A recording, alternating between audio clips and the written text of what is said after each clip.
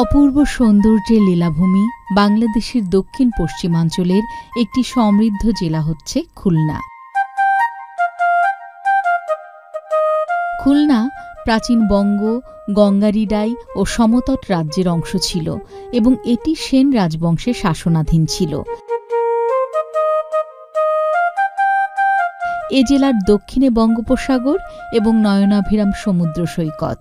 পৃথিবীর সর্ববৃহৎ ম্যানগ্রোভ বন সুন্দরবন খুলনা জেলার দক্ষিণে বিস্তীর্ণ এলাকা জুড়ে অবস্থিত।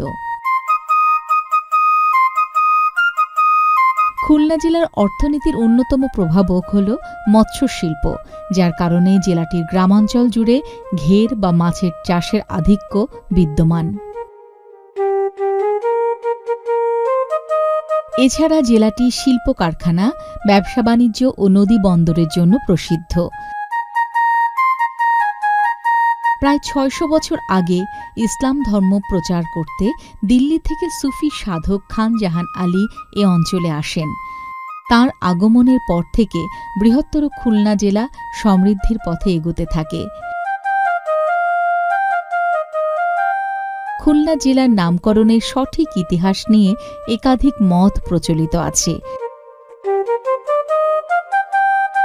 একটি মত অনুসারে ধনপতি সওদাগরের দ্বিতীয় স্ত্রী খুলনার নামে নির্মিত খুলনেশ্বরী মন্দির থেকে এই নামকরণ হয়েছে।